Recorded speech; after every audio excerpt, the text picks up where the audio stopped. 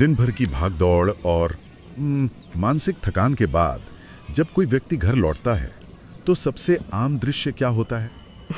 कोई भी बता सकता है।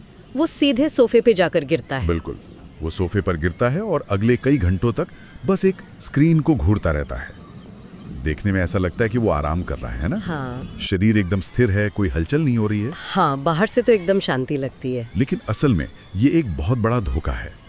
उस स्थिर शरीर के भीतर दिमाग अभी भी हजारों दृश्य, सूचनाएं और शोर ग्रहण कर रहा है। सही बात है। आधुनिक जीवन में मनोरंजन का यही सबसे आम तरीका बन गया है। एग्जैक्टली।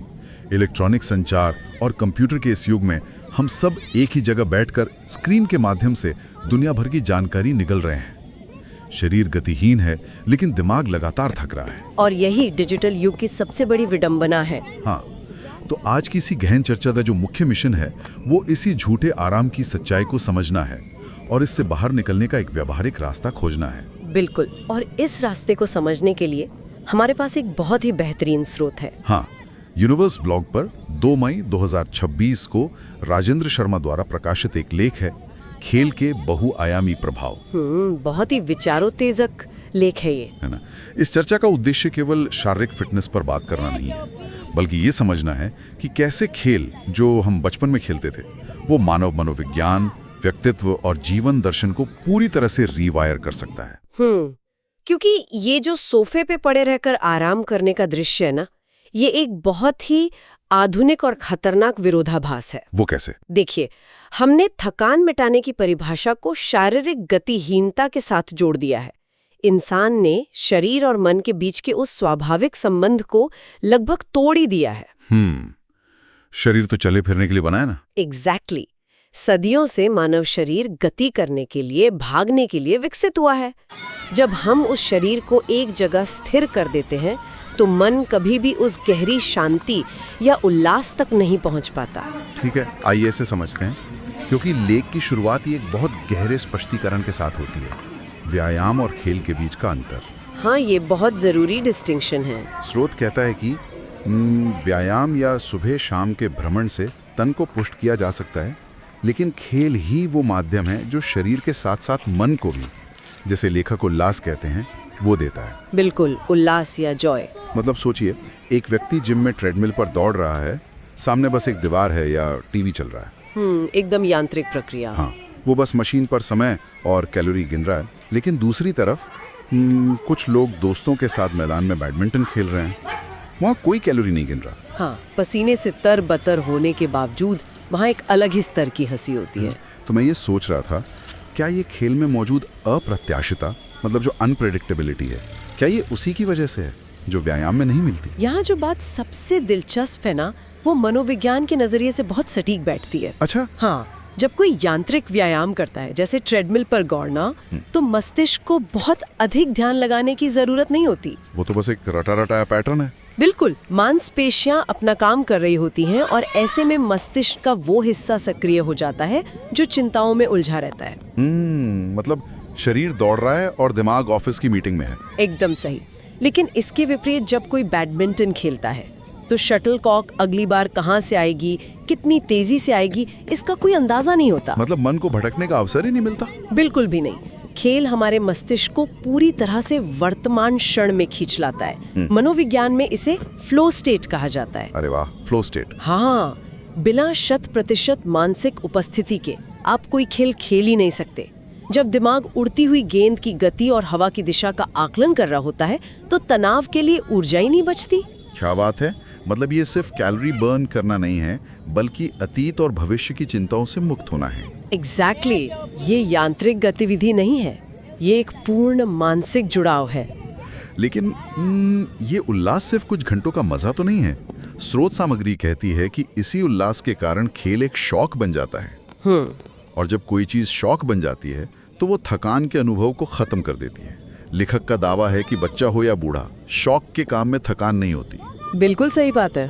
पर यहाँ एक तार्किक सवाल उठता है, अगर कोई व्यक्ति 2 घंटे तक फुटबॉल खेल रहा है तो शारीरिक विज्ञान के हिसाब से तो उसकी मांसपेशियों में लैक्टिक एसिड जमा हो गई है ना? हाँ, शरीर तो थकेगा ही। तो फिर लेखक ऐसा क्यों कह रहा है कि थकान अनुभव नहीं होती? क्या ये सिर्फ एक एक काव्यात्मक बात है या इसके पीछे सच में कोई साइंस है? नहीं, ये कोई काव्यात्मक अतिशयोक्ति नहीं है। ये असल में हमारे शरीर की न्यूरोकेमिस्ट्री का बहुत ही दिलचस्प खेल है। न्यूरोकेमिस्ट्री? हाँ, देखिए, लेखक ये नहीं कह रहे हैं कि शरीर की ऊर्जा खर्च नहीं होती। वे उस मनोवैज्ञानिक थकान की बात कर रहे हैं जो कोई उबाऊ काम करने से होती है। अच्छा, जो मेंटल फटीग होती है। हाँ, जब कोई अपना पसंदीदा खेल खेलता है तो उसके मस्तिष्क में डोपामाइन और एंडोर्फिन जैसे रसायनों का भारी मात्रा में स्राव होता है। Feel good hormones. बिल्कुल। और एंडोर्फिन असल में शरीर के प्राकृतिक दर्द निवारक यानी नेचुरल पेन किलर्स होते हैं। तो ये रसायन शरीर के दर्द को महसूस होने से ही रोक देते हैं? एक तरह से हाँ, वे दर्द के सिग्नल्स को दिमाग तक पहुंचने से पहले ही दबा देते हैं। अरे वाह। और इसके बदले एक तीव्र उत्साह पैदा करते हैं। इसीलिए एक खिलाड़ी खेलते समय किसी चोट या दर्द को तब तक महसूस नहीं करता जब तक मैच खत्म न हो जाए। मतलब जुनून शरीर की थकान पर भारी पड़ जाता है। एग्जैक्टली। इसीलिए एक बोरिंग काम 10 मिनट में थका देता है, लेकिन शौक का खेल 2 घंटे बाद भी ऊर्जा देता है। और यहीं से लेख एक और बहुत ही गहरे आयाम की तरफ मुड़ता है। स्रोत स्पष्ट रूप से कहता है कि व्यक्ति का किस खेल से जुड़ाव है, ये उसका व्यक्तित्व बताता है। ये बहुत महत्वपूर्ण पॉइंट है। मतलब इंसान और उसके खेल के बीच एक दर्पण जैसा संबंध है। बिल्कुल। यदि हम इसे व्यापक संदर्भ में देखें तो ये इंसान के अवचेतन को समझने का एक बेहतरीन तरीका है। कैसे? थोड़ा समझाइए। उदाहरण के लिए एकल खेलों को लेते हैं, जैसे मैराथन दौड़ना या तैराकी। जो व्यक्ति इन खेलों की ओर आकर्षित होता है वो अक्सर ऐसा इंसान होता है जो अपने विचारों के साथ अकेले रहना पसंद करता है। जिसे बहुत ज्यादा बाहरी मोटिवेशन नहीं चाहिए। सही कहा। उसकी लड़ाई खुद से होती है। वो अनुशासन और लॉन्ग टर्म गोल्स को महत्व देता है। और इसके विपरीत अगर हम उन लोगों की बात करें जो टीम वाले खेल चुनते हैं। हाँ, बास्केटबॉल या वॉलीबॉल जैसे टीम खेल पसंद करने वाले लोग अक्सर वो होते हैं जो तेजी से बदलती परिस्थितियों में अच्छा परफॉर्म करते हैं। मतलब जो सामाजिक जुड़ाव और दूसरों के साथ तालमेल बिठाना पसंद करते हैं। एग्जैक्टली।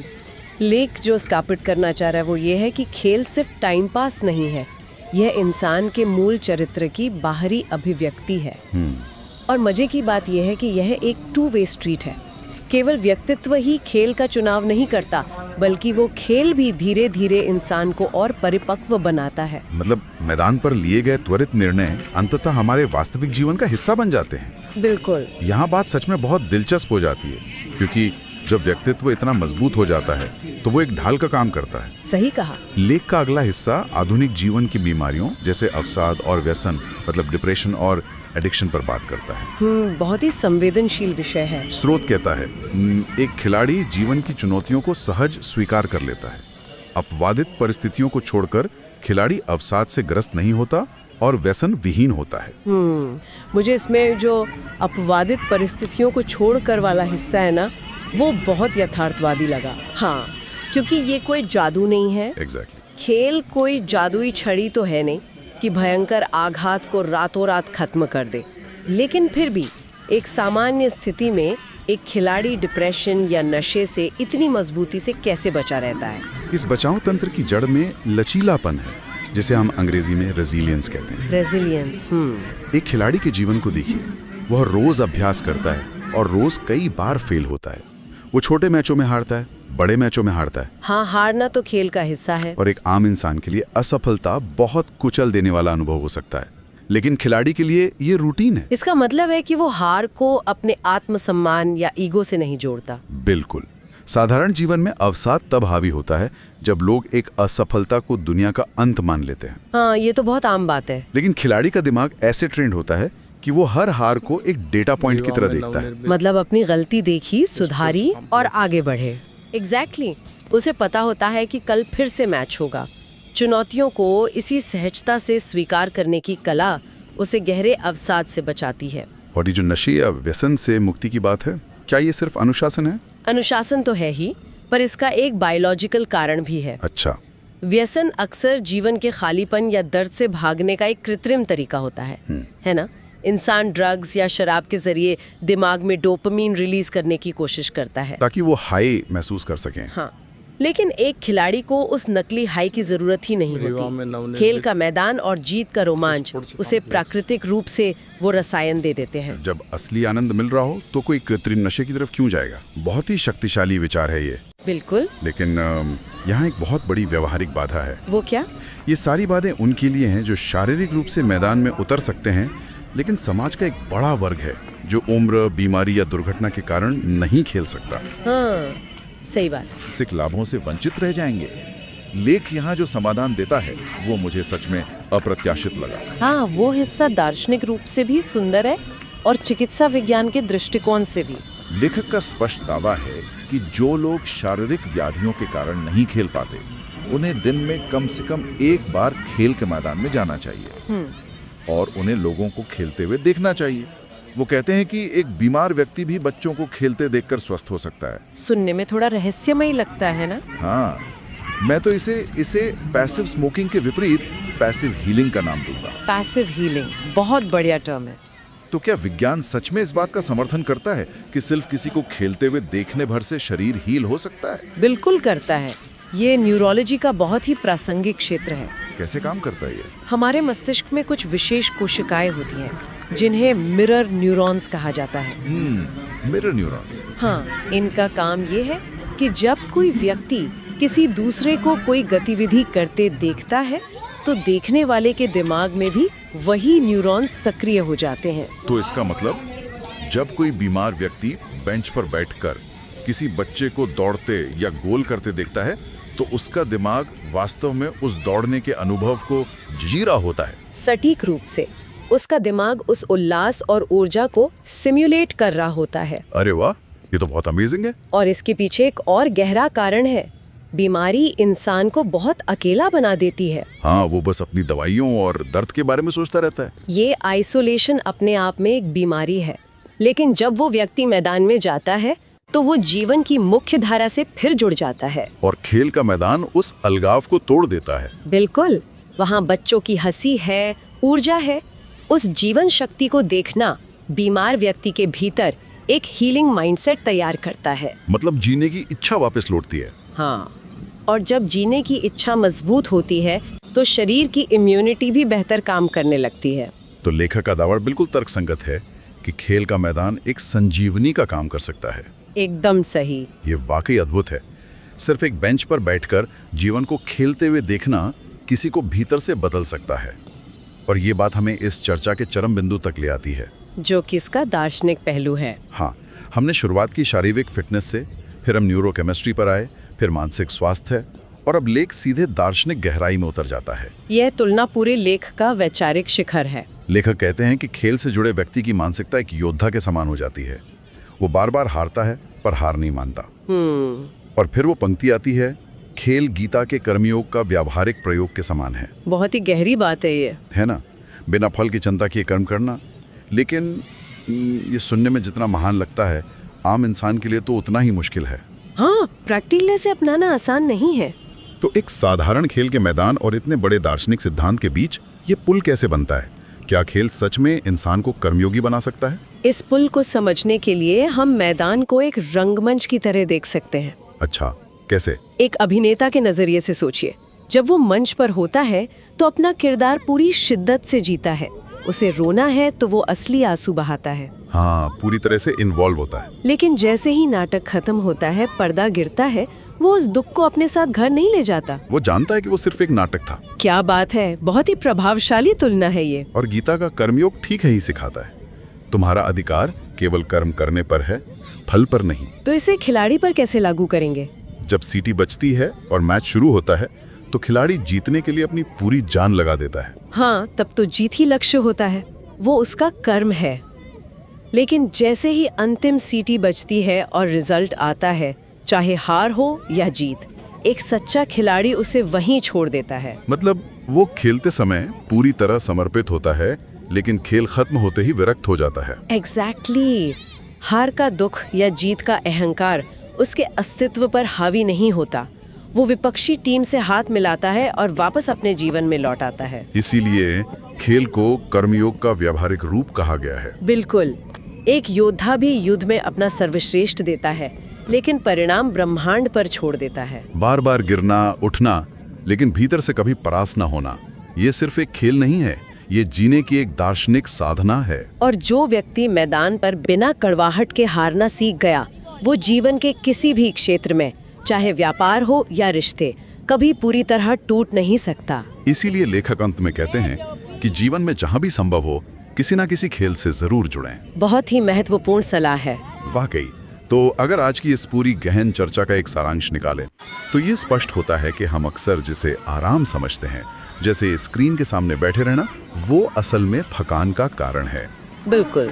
हमने देखा कि कैसे यांत्रिक व्यायाम को तोड़कर खेल की अप्रत्याशितता मन को वर्तमान में लाती है। कैसे शरीर के रसायन दर्द को आनंद में बदल देते हैं। हाँ, और कैसे चुना गया खेल हमारे अंतर्मन का आईना बन जाता है। हमने ये भी समझा कि छोटी छोटी असफलताएं कैसे हमें डिप्रेशन से बचाती हैं। और वो पैसिव हीलिंग का सिद्धांत कि एक बीमार व्यक्ति सिर्फ बच्चों की ऊर्जा देखकर अपना हीलिंग माइंडसेट कैसे जगा सकता है। एग्जैक्टली। और अंततः कैसे एक मैदान हमें गीता का कर्म योग सिखा देता है। खेल केवल पसीना बहाने का तरीका नहीं है, ये एक पूर्ण जीवन दर्शन है। और ये एक ऐसी समझ है जिसे हमें आज की जीवन शैली में तुरंत लागू करने की जरूरत है। बिल्कुल। लेकिन श्रोताओं, आज की चर्चा समाप्त करने से पहले मैं एक ऐसा विचार छोड़ना चाहता हूं जो शायद आपको नए सिरे से सोचने पर मजबूर कर दे। बताइए। लेख ने कहा कि व्यक्ति का खेल उसके व्यक्तित्व को दर्शाता है।